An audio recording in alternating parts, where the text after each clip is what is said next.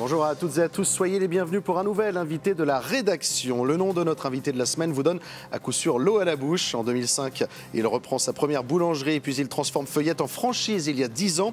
Il est aujourd'hui à la tête d'un groupe composé de 3500 collaborateurs, exemple de réussite avec 250 millions de chiffre d'affaires.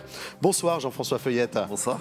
Il y en a des choses à dire. Votre projet a connu une véritable success story, on le disait. C'est pas terminé. En décembre, vous passerez le cap des 100 points de vente. 30 boulangeries supplémentaires sont prévues en 2026. Ma première question, elle est directe. Quand est-ce que vous allez vous arrêter ?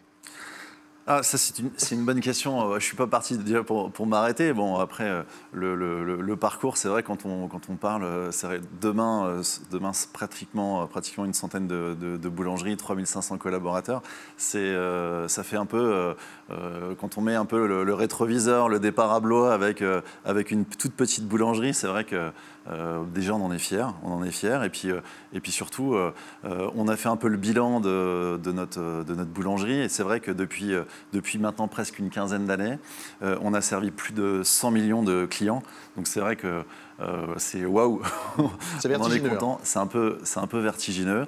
On est le 3e acteur de la boulangerie en France aujourd'hui, en étant issu de l'apprentissage. Donc oui, on est avant tout fiers déjà des équipes qui sont, parce qu'on dit toujours qu'on a un métier quand même qui est compliqué. On se lève tôt.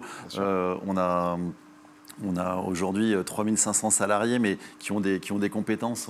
Voilà, ce sont des boulangers, des pâtissiers.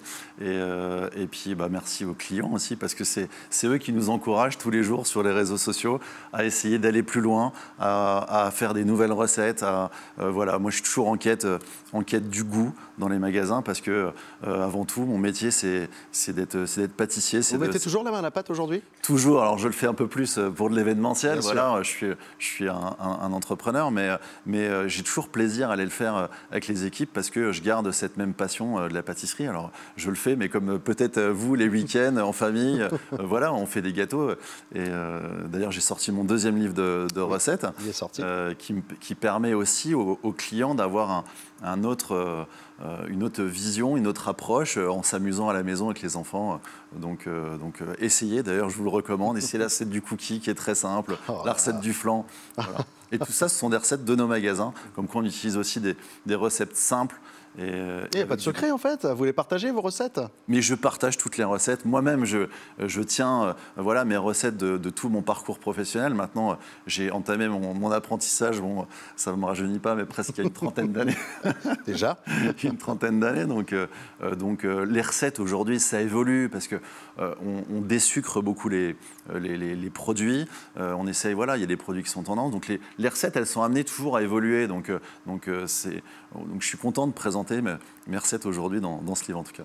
Un livre qu'on peut même retrouver dans vos boulangeries. Il est exposé en général, votre ouvrage. C'est que vous êtes client, donc c'est bien, ça fait plaisir. Allez, vous irez voir dans la rédaction, il y a actuellement des restes d'une brioche qui a été dégustée aujourd'hui, qui vient de chez vous. Alors, Jean-François Feuillette, vous cherchez également à vous internationaliser, vous investissez dans un nouveau laboratoire. Vous avez énormément de projets sur le feu. Qu'est-ce qui vous plaît le plus dans votre métier aujourd'hui ? La boulangerie que vous avez plus ou moins quitté ou l'entrepreneuriat? Qu'est-ce que vous aimez le plus? En fait, la sensation quand on ouvre une boulangerie, enfin de trouver sa clientèle, de trouver un emplacement, de créer une équipe, je crois que c'est des sensations, c'est des vibrations. Moi, je vibre en tant qu'entrepreneur. À chaque fois que là, je reviens, j'étais à Toulouse, à Pau, je fais toujours le tour des magasins. On a inauguré la 99e boulangerie, donc 100, c'est pour le mois de décembre. Quelques jours.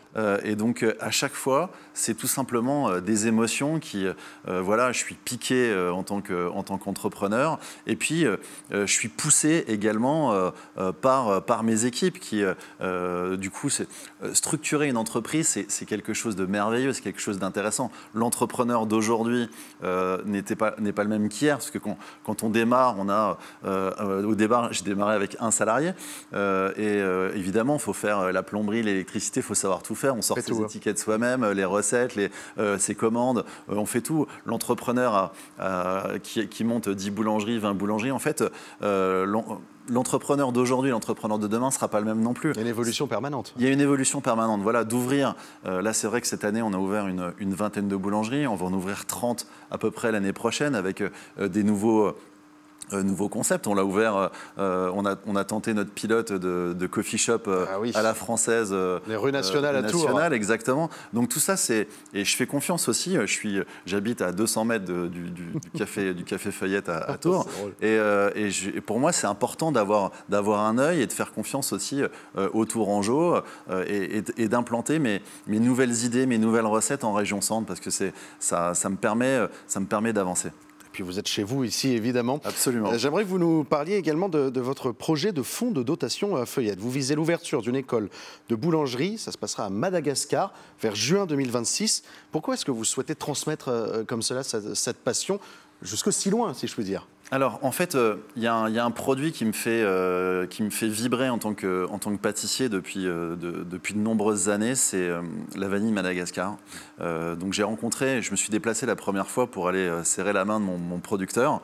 Et j'ai traversé un certain nombre de villages et j'ai été vraiment hyper touché par ce que j'ai vu et voilà, c'est un des pays les plus pauvres du monde et j'ai été en contact avec une association locale qui recueille voilà des orphelins et donc ils sont en train, ils ont plusieurs projets. Donc un c'était de former ces jeunes, ces enfants en cuisine et là le projet c'est vraiment de monter à travers cette association AINA et le fonds de dotation Feuillette, de créer cette école qui ouvrira dans 6-8 mois au mois de juin 2026.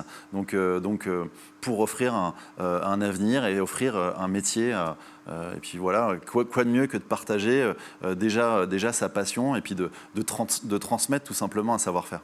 On suivra cela de près. On va reprendre depuis le début. Vous en avez déjà dit quelques mots. Vous reprenez donc votre premier établissement, c'est à Blois, en 2005. Est-ce qu'à ce moment-là, dans la tête du jeune Jean-François Feuillette, il y a déjà la volonté de faire grandir son entreprise ?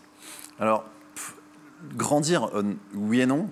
La première étape, c'était déjà on crée une équipe, une petite équipe. Moi, à l'époque-là, j'avais 2 apprentis, Ghislain, Rémi, pour ne pas les citer. Vous vous en souvenez encore ? Voilà, je m'en souviens encore, je vais vous le dire. Et puis, ils étaient apprentis dans une toute petite boulangerie et on se crée, il y a un lien parce que quand on travaille ensemble, quand on transmet une passion, et franchement, je me suis vraiment attaché et pour les garder, ça me faisait mal au cœur de les voir partir, et il fallait que je développe. Donc c'est comme ça que j'ai ouvert ma première boulangerie. C'était vraiment dans l'esprit de garder mes salariés. Il y a de l'humain derrière. Voilà, au départ c'était vraiment ça. Et pourquoi je cite Ghislain et Rémi ? Parce qu'aujourd'hui ils sont tous les deux, ils font encore partie de l'entreprise. Maintenant ça fait plus de 15 ans qu'ils travaillent tous les deux avec moi. Il y en a un qui a une boulangerie, enfin plusieurs boulangeries d'ailleurs dans l'Est du côté de Nancy.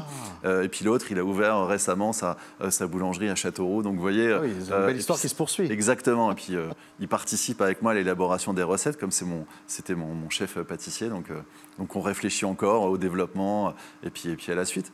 Donc ça continue, cette belle histoire humaine. Est-ce que vous aviez déjà à l'époque un profil d'entrepreneur en plus de celui de pâtissier ou est-ce que vous avez appris sur le tas ? Comment est-ce que vous avez opéré cette transition, si je puis dire ? Je pense que ça se fait, je dirais, comme je l'ai dit tout à l'heure, il y a plusieurs étapes, il y a plusieurs vies en fait dans la vie d'un chef d'entreprise. Au départ, c'est vrai que on démarre, on forme, je formais moi-même mes apprentis, il faut savoir tout faire, voilà, réparer la bibliothèque, réparer le petit brin d'électricité, on avait toujours une caisse à outils, voilà, pour faire soi-même les choses. Et puis après, quand on développe, effectivement, on a d'autres problématiques. Voilà, c'est pour ça que dans ce développement, il y a plusieurs phases. Il y a aussi le développement, la centralisation du produit.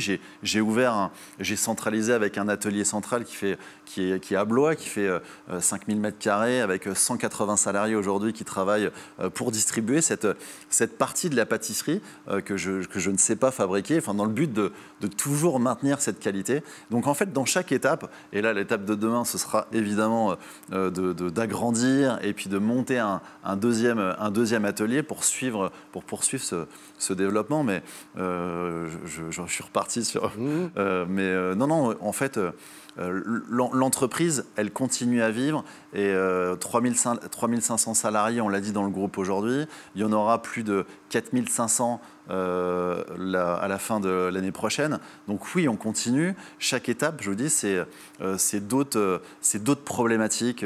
Voilà. Et puis, alors le rêve américain qui arrive l'année prochaine. Oui, tout à fait. Vous exportez très loin cette fois-ci. Voilà, on a envie que notre brioche, que la brioche feuillette qui est en train d'attendre dans votre bureau, oui, elle est finie, je pense, là, à cette heure-ci. puisse être dégustée voilà, en dehors de nos frontières. On a des projets en Suisse, au Luxembourg, en Belgique. Voilà, et puis, voilà, on est très fiers d'ouvrir notre premier magasin, notre première boulangerie aux États-Unis. Incroyable. À Houston, Texas? Exactement, vous êtes bien renseigné, vous avez bien travaillé. Quand on est fan.